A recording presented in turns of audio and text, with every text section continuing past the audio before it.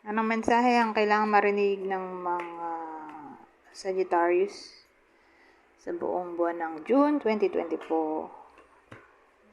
Oh, so, ano to?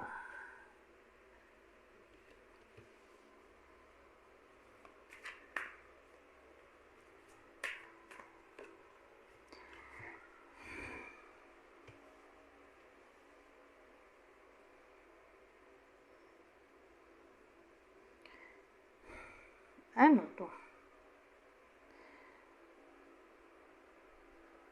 Ang dating kasi paulit-ulit yung nangyayari.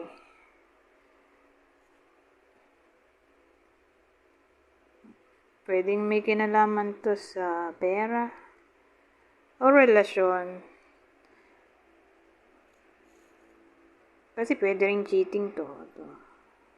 Paulit-ulit na cheating. O paulit-ulit na pangit nangyayari sa career. O paulit-ulit na financial issues.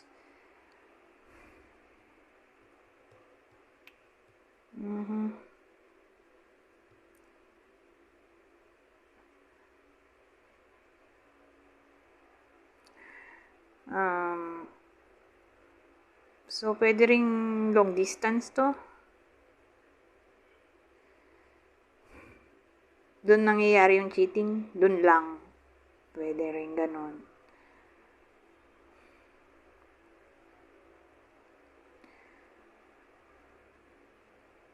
Pero sabihin natin nangyayari na yon.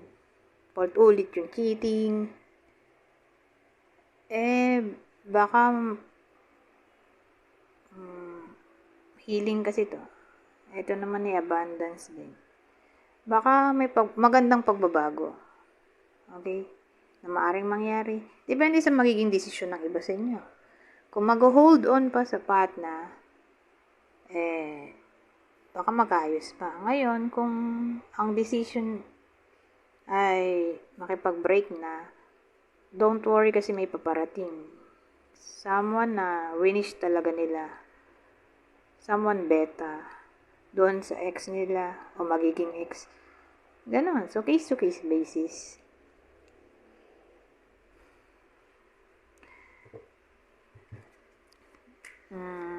So, sino naman yung possible partner dito ng Sagittarius? Na ganito nga. May pagka-playboy, playgirl,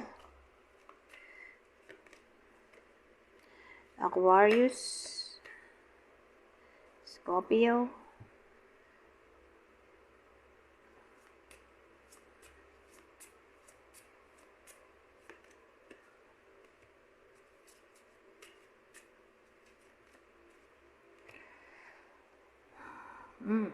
So, puro ano to? Clubs. O clubs. Well, dito ang dating sa akin. Sa June,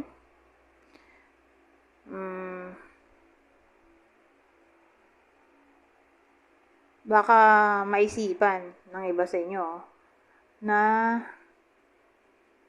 maging self-employed na lang o mag-home business o ewan ko, parang yung workplace ba nasa bahay na lang. Work from home, ganyan. So yung iba sa inyo, baka maisipan na ganun ang gawin nila. Mag-resign at mag-work from home na lang. O, ewan ko, baka yung company mismo allow mag-work from home. Depende. So, case-to-case basis. Basta ang energy dito, may iba sa inyo na mag-work from home. Either ginusto nila yon o yung boss nila yung nag-require mag-work from home. Nandun na lang yung work niya sa bahay. Pwede rin kasi itong business trip para sa iba sa inyo na nasa work. Alam mo yun, nasa company, workplace. Nauutusan yung iba sa inyo ng boss nila na pumunta sa ibang branch o sa ibang lugar para mag-take ng seminar o ewan ko kung anong mangyayari, pero mukhang Magtra-travel yung iba sa inyo dahil sa work. Okay? Papuntang ibang lugar.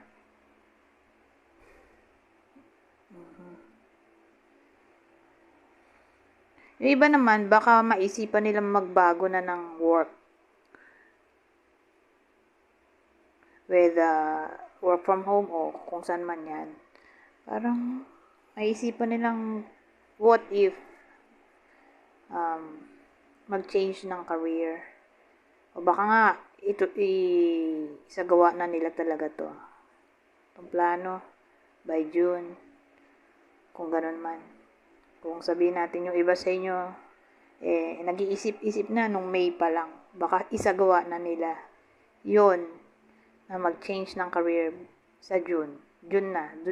Yung execution ng plan, dun na mangyayari sa June. Para sa iba sa inyo,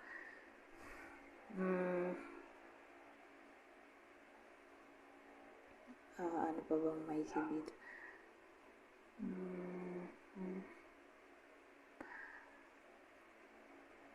Pero kung sakali man na yun nga, may pagbabago na maaaring mangyari sa workplace, don't worry kasi good change yun.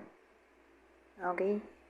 Good change o sabihin natin, halimbawa, magre-resign yung iba, mas malaki yung susunod na work. Salary.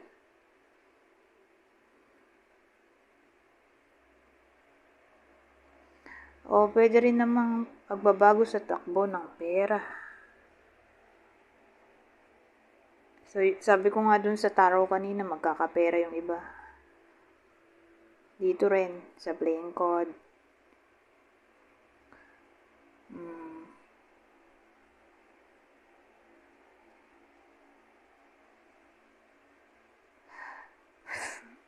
Biglang travel. O baka magkapera na pang travel.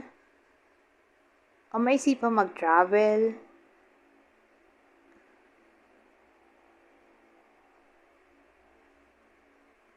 Ganon. Anyways, punta tayo dito.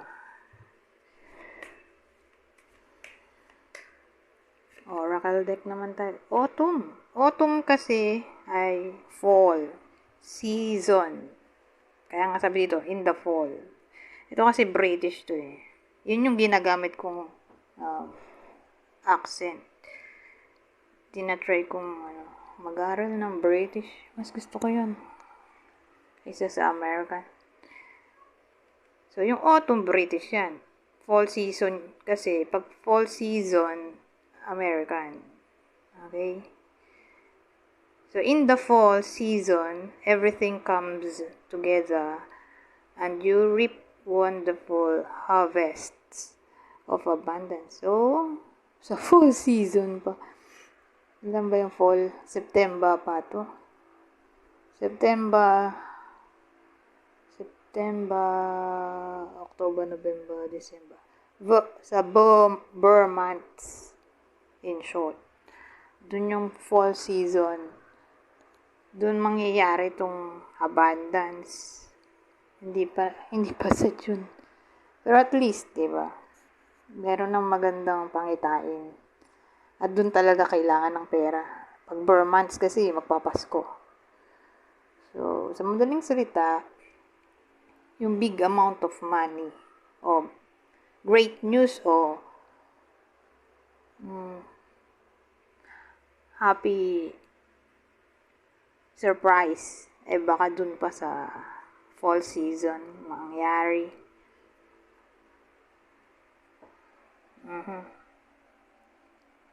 Anyways, hanggang dito na lang. Goodbye for now.